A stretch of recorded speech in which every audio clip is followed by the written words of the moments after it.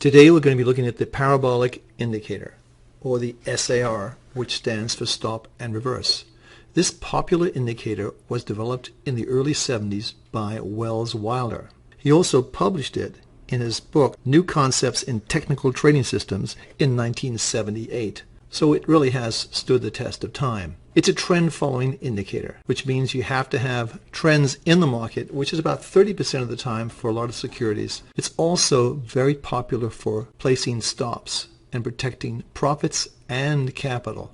I'm going to show you how to do that in today's video. So let's get looking at the charts and at the SAR indicator. What we're looking at on the screen is a simple candlestick chart, a daily candlestick chart of a major stock. Now this could be any stock. The first thing we have to do is to put on the chart our SAR. And notice I said on the chart because this is an overlay on price action.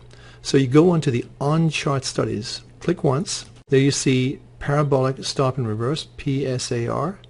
Click once there. And here it's already set to the defaults. So you can change it around, of course, but it's just easier to go with the defaults to begin with. So defaulting to 0, 2, and 2, and then just click off. Now as you can see with this price chart, you see the prices are above and the SAR is below. When prices break below the SAR, it's said that the trend is down according to this indicator. Now as you can see, it pretty much went flat. Prices came back up, went through the SAR, which is the little dotted line here, and prices began to rise.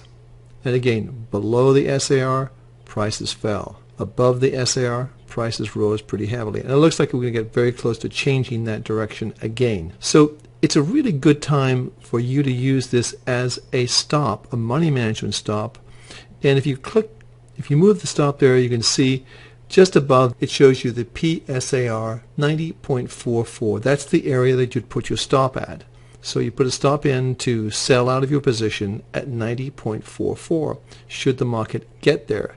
And of course it did trend lower. Conversely, on the upside, when you get to this point, you can see the PSAR is 90.99. The next day it touched that point and the upward trend began in earnest. So that's how you use the PSAR. The chart we're looking at on the screen is a monthly candlestick long-term chart. The SAR, the parabolic SAR, is a great example of how you can spot long-term trends using this indicator on long-term charts. And trends tend to persist in most markets for quite a while. So let's see how the SAR does on this chart. First of all, we have to put it on the chart itself. So go up to On Chart Studies, click once, go down to Parabolic Stop and Reverse PSAR. We're just going to leave it at the default settings, 0.02 and 0.2. You can also read about the indicator right here. So there we have it, already defaulted settings, and you can see we had a massive move up here and then an equally big move on the downside. The important thing is this is not a daily chart, it's a monthly chart, and you can use the PSAR on dailies, weeklies, and monthlies, and even intraday charts. It's a very powerful tool and it helps you stay in the money. You can use it as money management stops or just a trend following technique. You can see the trend here started on February 1st, 2009 and didn't reverse until December 1st, 2011. So that's how you use the PSAR indicator. Every success using it for money management and in your own trading.